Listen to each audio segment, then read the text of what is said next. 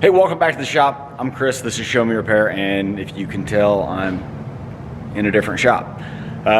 Today I've got a customer. I'm in my customer's shop where he likes to restore vehicles and stuff. I think I've done a video of, you guys have seen his other shop with his showroom. But I've got a 72 Ford Ranchero of his. Kind of a quirky car, but this one actually is pretty nice, and the interior is pretty nice on it. It's a cool car, just because it's kind of rare. Not a lot of people get into them, but it's got a 400 modified in it, which is, I believe, a 6.6 liter, and I've got the engine torn down. It was actually making a knocking noise, and I was suspecting we had rod bearings worn out on it. It was a unknown engine. It was sold to him, I think, in the car, with the car running, and he was told it was a refresh or fresh build, and that's actually tends to happen a lot on classic cars, what I'm seeing with his stuff and other people's locally, that they're being told things are a refresh or something like that, and what's actually done is it's just basically a new gasket set and the engine's painted. On this one, I have the engine all torn down. As you can see here, blocks over there, heads, everything. We actually need a new, we got a crack on this manifold, so I got to find a manifold for that. Anyway, it had a knocking noise, and I tore it down. All the bearings are in running good shape. There's some bearings that you can tell some trash went through, yes, but is it causing any damage to the crank or anything? No. Cylinders looked in good shape. What it was actually the cam. Let's see if we can find one here. Where was it? There's one right here. You can see it's rounded there. Let me see if I can find one of the lifters. I can't remember where they're at. Anyway, so the cam basically was not being, I wouldn't say lubricated properly. What I think probably happened is this engine probably got a new cam at some point, and they either didn't break it in or then just basically didn't change oil properly. So over time, you get a worn out cam. So what I am basically doing is I'm doing basically a fresh rebuild. We'll have all documentation. This video is going to help for one thing. So if anybody's watching and he sells the car down the road, we can just refer back to this video and you guys can see for yourself. So what our plan is, clean everything up. It's getting all new gaskets, obviously. New piston rings, new bearings, new cam, new lifters, new push rods, timing chain, a new manifold. We want to make sure this thing is up and running in great shape. We don't want any crap done. We want to make sure this thing, I want to be able to, the other thing is this engine bay I want to look very nice. I want to be able to pop the hood, and I want him to take it to car shows and people go, wow, this thing's great, great interior, under the hood looks nice, runs great. I like all well-rounded kind of car. The underside this car was kind of redone by somebody, I don't know, and the paint looks good, but it's like they didn't do a whole lot on the underside, and it leaves a lot to be desired. What I plan to do now, along with, I'm going to power wash the engine and a bunch of the parts to degrease them and clean them up. And what I'm going to do also is I'm going to power wash underneath here, and then I'm going to use some rust sealer and seal all this up best I can, plus areas like the rear end and suspension parts. If the bushings are good, I'm going to undercoat it no matter what. I'm going to spray some undercoat on a lot of it. I don't know what undercoating. If you have an idea on good undercoating, let me know. I have an idea what I want to use, maybe some rubberized, but I think there's some other stuff. I want something that's, I'm going to try to get it down to bare metal and clean it up, and then something that really attaches to it. Because paint works good, but paint, we all know paint basically gets worn off, and I'd like something you can kind of get underneath here with a can or something I could do down the road if he drives it. He won't really drive it in bad weather like snow time or anything, but rain, and we all know rain and road grime will beat at stuff. And I'd like something that basically you can roll underneath here and reapply it real good. So that is the plan. I'm gonna throw you guys up on a tripod and set you away from here. You won't get a close look, but what you can see now, let's see if we can get this cleaned up. Because some of this looks like just dirt over time. Maybe some old undercoating originally. And let's see if we can clean this up. Let's see if the drastic change. Also, I had Super Clean. So that was one thing.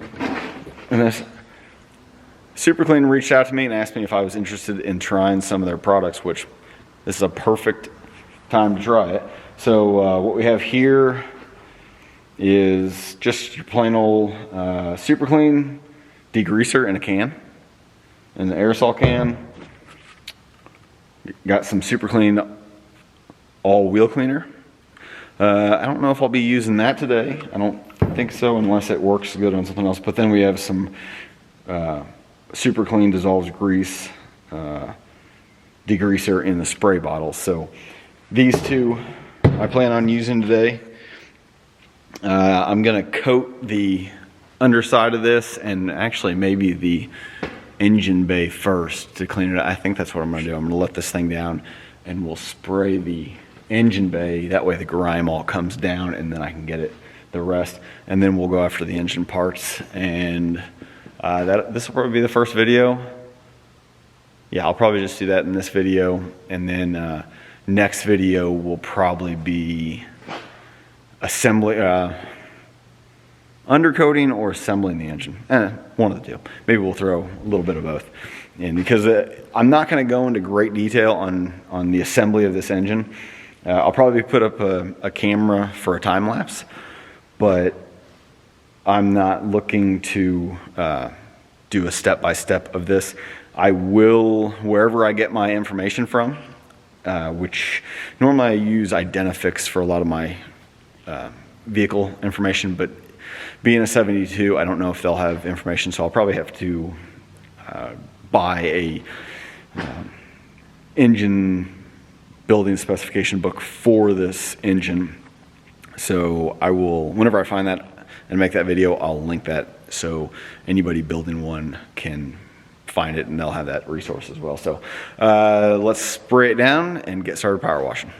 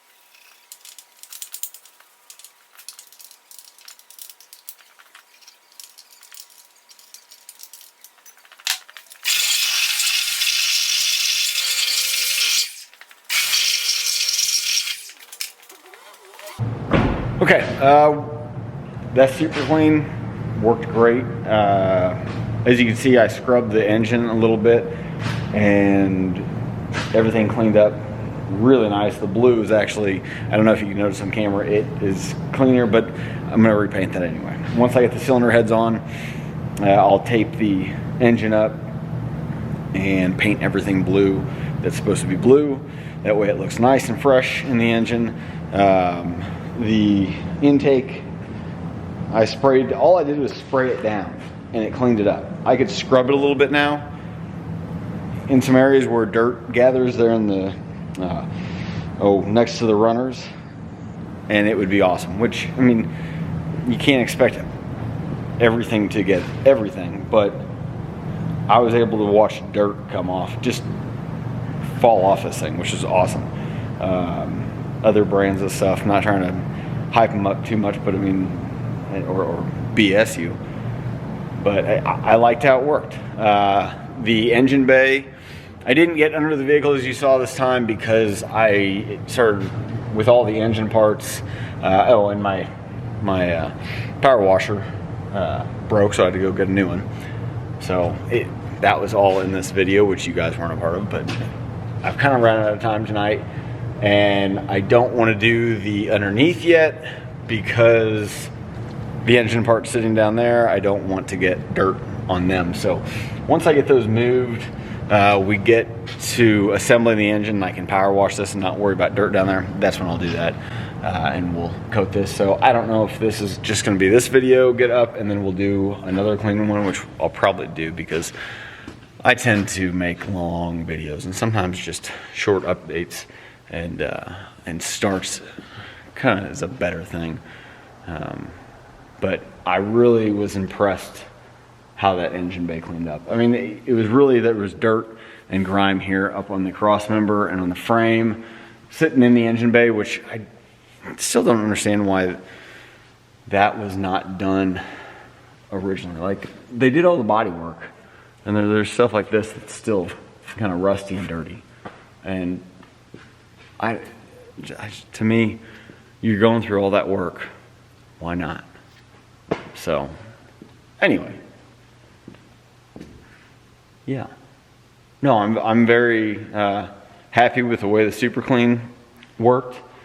I appreciate them sending it out to me. They also sent me a hat and a t-shirt, so you'll probably see me wearing that. Really cool that they did that. I'll put a link in the description for their website. I'm pretty sure you can buy their stuff. I'll update here while I'm editing where you can get their stuff. That way, if you're interested, you can go out and buy some. Because now that I think about it, I don't know where they sell that stuff. I know there's other brands of stuff that's sold at my local auto parts store. They may have it, and I'm drawing a blank. Okay, another day. We're back on the Ranchero. I guess I should have looked at the footage before, but I was thinking I'd make a different video, but that wasn't enough in that video. We barely did anything. So we're going to continue to use the Super Clean products that I was sent by Super Clean to clean the underside of this Ranchero because we need to undercoat it.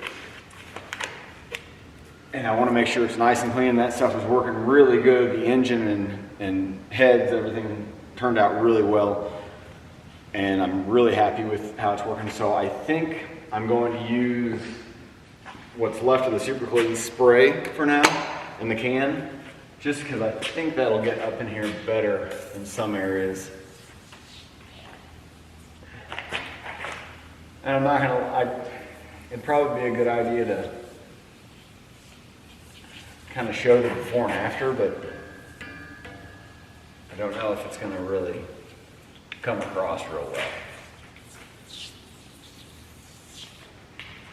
I know it's kind of crappy. Maybe we'll get some more Super Clean and another thing, and we can actually compare.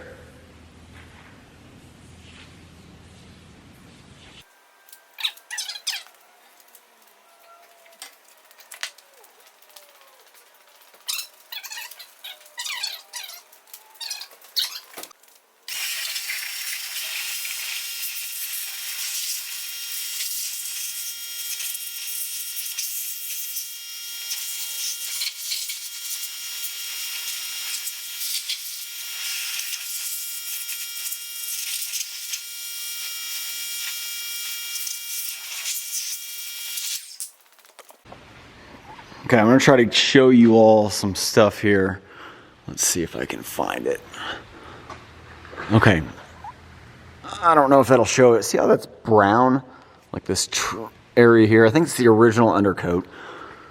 If we go over here, it's black. And that's where I've been power washing, but I already soaked all that down with the Super Clean. And I'm thinking to myself, I'm like, man, I was thinking that was just a brownish, you know, from years. Some things, you know, black can turn brown over time, just color changes. But it's just coated with dirt. And so, man, I was not expecting that. I was, you know, expecting it to just be brown. I'm just knocking off any junk. I'm actually changing the color of it, which would be good when we go to undercoat. That way that brown doesn't show through sometimes if the undercoating is not really a dark black or something like that. But I mean, why not use Super Clean? I mean, you got to use a soap. If you're taking a shower yourself, you're going to use soap. Might as well use this. Go see Super Clean. They were nice enough to send me some stuff out. Go and check out their products. You might find something you like. I really appreciate that they did that. And hopefully, maybe we can work with some more. I can get some discount codes. That would be cool. I don't care about getting a real big discount because I do a lot of these jobs and I make money doing it. But if I can then get you all some kind of discount, that would be cool. But it just amazed me whenever I saw that. I was just like, okay, I was not expecting that. So let's get back to it and we'll try to get this thing done.